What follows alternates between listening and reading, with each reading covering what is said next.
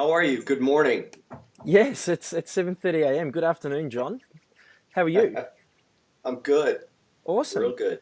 Thanks for making time to talk to me. So, DC Comics news. We do all sorts of great stuff reporting on the DC universe and particularly the Flash, the show that you're on. So, thanks for talking to us.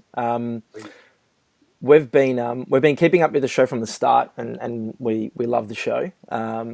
We love the fact that you're back in the DC universe again, which is great. Can you talk to me about how it came about for you to join the Flash again and come back into the DC universe after all those years? Well, it had fallen in and out of development, several times. It was going to be a movie. It was going to be starring Ryan Reynolds. That it wasn't going to be a movie. And finally, when the CW it looked like it was a go, built around Grant Gustin, people came to me. They said, "Do you think you'll be a part of it?" I said, "Well, they may go one of two ways. They may want a clean break." And, after 24 years of representing as the Flash, that would have been fine with me. Um, but I had heard how Jeff Johns had blown up the Allen family, that Papa Mm. Flash was now wrongfully convicted of murdering Nora in front of a 10-year-old Barry. And I said, if they come to me, that's the role I would want, not what everyone was saying at the time, which was Jay Garrick. You have to be Jay Garrick. You have to be Jay Garrick. I thought, that would have made me uncomfortable on a couple of levels. But this new version of Henry Allen felt like a standalone character. And I also had an instinct that with that story and with Barry being the only one who would believe that I was innocent, that and me being in Iron Heights, that would carve out a very special and unique relationship for the two of us, which actually would facilitate what the fans wanted. They wanted a passing of the torch. That's why they wanted me to be Jay Garrick. And I promised the audience at the beginning, as soon as we had filmed that first scene, I said, "You're going to get it. It's going to be in the terms of the father-son blessing, but you're going to get it, I think, in a more meaningful way than if I had gone straight into another superhero suit, which I swore I would never do again when I got out of the one in 1991. Right. So you took that role, and you guys had that relationship, obviously, between Dr. Henry Allen and obviously Barry Allen there. So with that, I mean, with Jay Garrick originally, the process that what was the process that you took eventually to build out the persona of Jay Garrick? Did you what sources of inspiration did you look at? Did you read specific books? Did you go back to to your original character back in the early '90s? How did you build that unique persona out? You're talking about Jay Garrick now, not Henry. No, no, Jay Garrick. I'm talking about Jay Garrick. Yeah, Jay Garrick. I actually did more research for Jay than I did for Barry back in 1990, 91. I took everything I needed back then out of the script. But coming back 25 years later, 26 years later, I guess, by the time you hit third season, um, to revisit playing a superhero, I did go back. I thought, well, I have a whole lot to draw from because I'm now going to be playing the Golden Age Flash when I was what people are now calling the OG Flash. So I went back and I watched what I did in 1990 and 91 to see who my Barry was and to pull elements of that forward. My Barry was, well, first of all, he was 10 years older than Grant Gustin's Barry. He was a bit edgier. He was, so I did feel it's all been had an amazing synchronicity. Even the father, people say, well, how did you get all the emotion in those father-son scenes? It was built in. I had played the character, incredibly fond of the guy who's now playing the character. I know what he's going through. He's very aware that I've gone through it. The father-son relationship was built in. Now circling around to play the Golden Age Flash, when in reality I'm the OG Flash. The scenes, the homework it's brilliant casting. I mean, take me out of it. I don't mean casting me specifically is brilliant. I mean, to take the actor, to not be afraid to go back into some source material and take the actor who played the role to come back and play first the father and then the mentor of the guy who's now playing the role, so much of your homework is done for you. Yeah, no, it's a great relationship in the context of the show, absolutely. And with that, we go to season 3 now, and we see, I guess, the context of the journey that Barry Allen is on. I personally think he needs his friends and his family. He needs Jay Garrick. He needs those people around him more than ever, right here, right Yeah. now. Yeah. And with that, I think when Jay Garrick has come in to the show, and there's that dynamic there, to me, Jay Garrick seems to be that rock that Barry needs at particular Mhm. times. So with what Barry's trying to do right now, particularly what we saw in the latest episode, how do you define the relationship right now between Jay Garrick and Barry Allen, the Flash? My initial challenge out of the gate was, okay, how do I take a mentoree relationship and get it to where it needs to be? In other words, the Jay Garrick Barry Allen relationship that the fans had loved for decades. I couldn't start there because if I started there, it would be too close to Henry Barry. I knew coming out of the Iron Mask, I had to make the character different. If I had come out of the Iron Mask and been Henry, where's the pathos in that? So things were changed, like when the Iron Mask comes off and everyone's looking at me and the line was, "Is there something wrong?" I asked if I could change it to, "What?" You know, Yeah, what? What's the matter? Whoa, what? You know, and I started, and it concerned a couple members of the audience who loved the Jay Barry relationship when I began to talk about starting with some distance, starting with some skepticism, which leads me to pull him out of the Speed Force the first time and take him to the diner and say, okay, what I was playing was, okay, it's my Speed Force, it's my legacy. You're a new speedster. What are your intentions? I'm a little bit skeptical about what you're going to do every time things don't go your way. Are you just going to reset the timeline? Do you even know what that means? And so to start with some distance between Jay and Barry, a bit of an edge, a bit of a, no, I'm not, it's as Ralph Hemmicker, the terrific director that helped me set the template for that. He said, oh yeah, it's big boy rules now. yeah, I'm not the soft shoulder. I'm not the fatherly shoulder. I'm like, I love the way they wrote it when it said, do you know everything that happened? I said, yeah, I'm your father's doppelganger. Sorry about that. yeah, On to the next issue. yeah, Yeah, I look like your father. Yeah, sorry about that. But yeah, here's the deal. What kind of superhero are you going to be?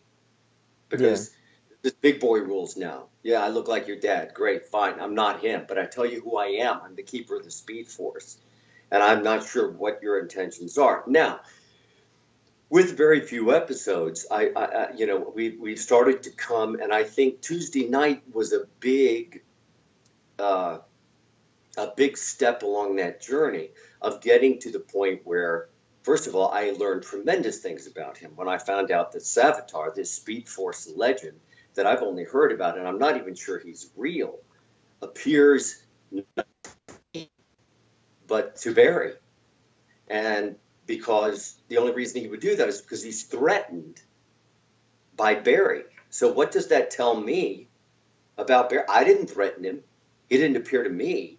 So in that episode where I'm processing the mid-season finale, where I'm processing all of this information about who am I in relation to Barry, Savitar is revealing himself to Barry. And if that's true, there's got to be more to this kid than I know. mm, And then we go through the emotional thing of him going too fast. I know that my speed isn't sufficient, but that if he siphons off some of my speed, this is in the mid-season finale, then he yeah, can throw the Philosopher's Stone deep into the Speed Force. So I come up with the plan based on my experience, and then we do it together. He goes too fast, and he sees Iris being killed. Jay doesn't quite know how to deal with his emotion around that, and he goes back to his own Earth. And it's the Christmas episode. He tries to say these are things that may happen. But Jay doesn't, is it somewhat of a loss? Henry would have known what to say, exactly what to say to Barry in that moment. Jay didn't. But he did get a window into Barry that Barry is sincere. He has genuine feelings and genuine caring about people. What I used to say about Barry, even when I played him, was that his heart is always in the right place. Mm, His head is quite often trying to catch up. But there's no question about where his heart is, you know. That's what I love about him specifically as a superhero. You know, he really is honestly trying to do the right thing, you know. Um, and so once that's gone, then I see him go into the Speed Force after Wally, and I know that he knows that he has to take his place. So I see who this kid is. Okay, I think there was a new dynamic on Tuesday night between Jay and Barry, and absolutely. when when Grant and I were playing those scenes, we finally got to a take, and I asked him. I hope he doesn't mind my sharing this. I don't think he would. I asked him, I said, what were you playing in that take? Because it was a little different from what you had played before. What I was playing going into it was, okay, I have to get over my actor paranoia that I'm going to be too much like Henry. And I need to make a heart connection with Grant Gustin again, because that's where we've got to get to. And I can't be worried about, all right, am I being different from Henry? Am I giving, you know, let me just let's get back to that simple heart place that Grant and I found as Henry and Barry. Well, he, of course, such a responsive instrument, he immediately responded. He said, well, suddenly, he said, I remembered that you look just like my dad. And he said, I started to have that overlap, which I guess my edge prevented him from having before, you know, but started to have that overlap of this is Henry, this is Jay, and maybe Jay moving into a mentor relationship with him. And I think they established a new level of appreciation and emotional intimacy, you know, in that brief scene, you know.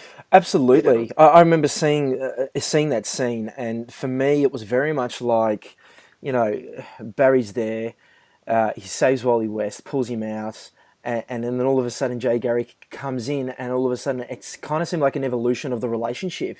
Then all of a It sudden did. Jay is there taking his place, and I looked at Barry's face and I just thought, I don't. Barry doesn't want him to stay here. This is not. It doesn't seem right in the context of what he had planned.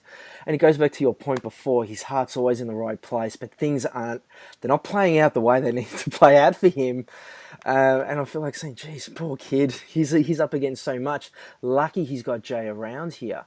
So that scene, it just really. I felt it humanized the characters so much. The Oh, I'm fact so glad you feel that way because that's exactly what we were going for. Absolutely, absolutely, it Yeah. did. And you answered a bit of my question there. I wanted to ask, you know, how did it go filming that scene? Because it felt, yeah, it's very humanistic with the two characters combined there. In the first two seasons, and everyone talks about the Henry Barry scenes, and because there was so much overlap between Henry and Barry and John and Grant, as there is with Jay and Barry and John and Grant, Mm. me having been what they call the OG Flash, now being the Golden Age Flash, and you know, and you know, even though we had a great fun in those first early in that diner scene with Jay, we were running the lines at one point. Grant just looked down and started laughing, and I said, "What are you laughing at?" He says, "It's such a trip. It's like I'm." It's like I'm playing these scenes with a completely different character. You know, it's you, but it's not you.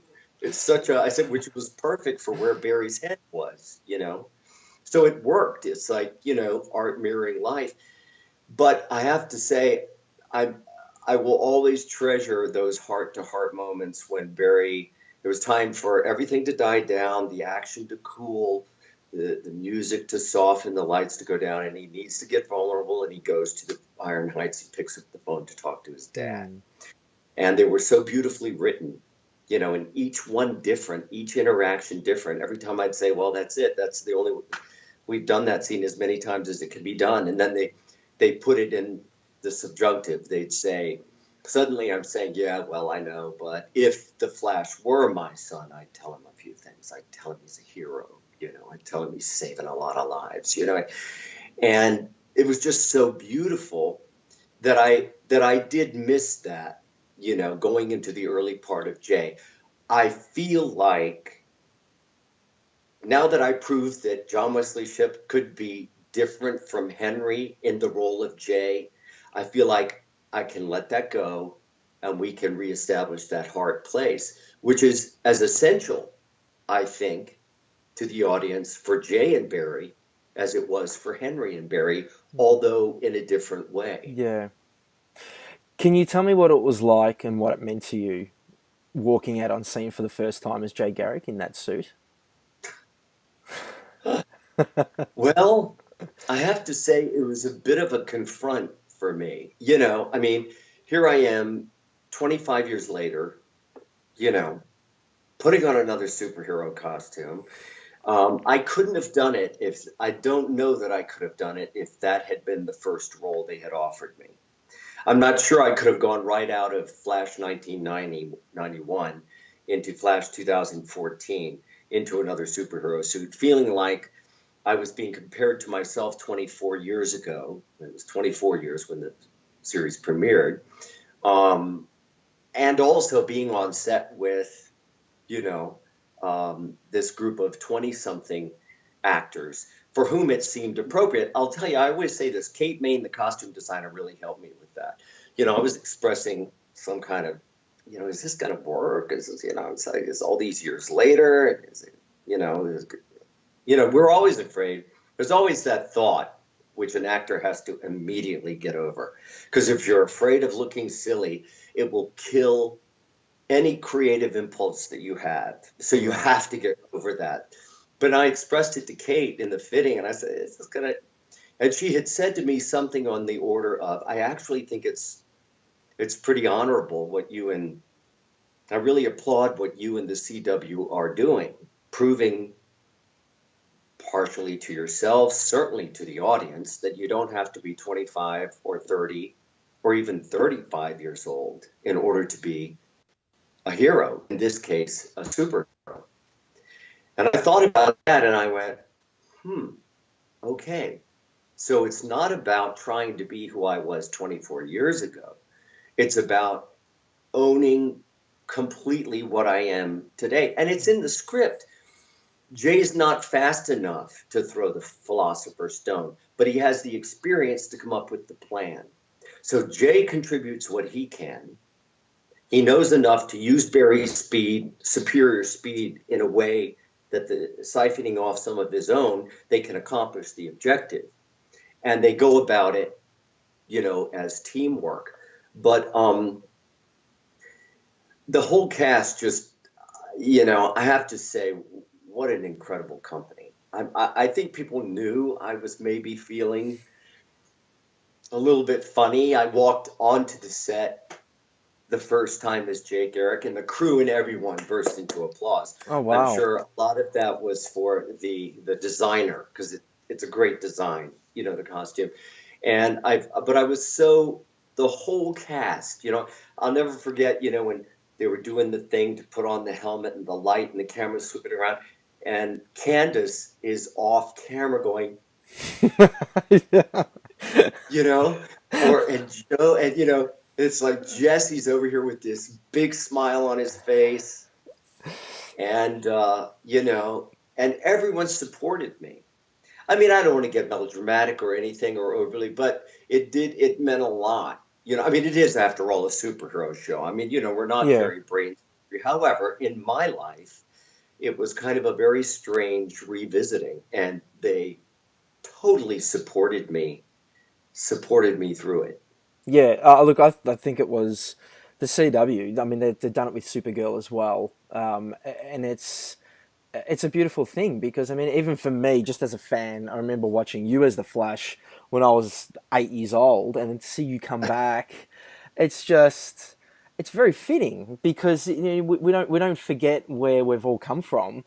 as far as pop culture is concerned. We see these actors come back into the new fold, and like you said before, it's been written into the script very, very well. So Yeah. I think And it's the very lines, fitting. I love it. Have loved it when the lines, when those moments when, if you really think about it, who is it we're listening to? Are we listening, for example, when Henry's giving us reasons for leaving?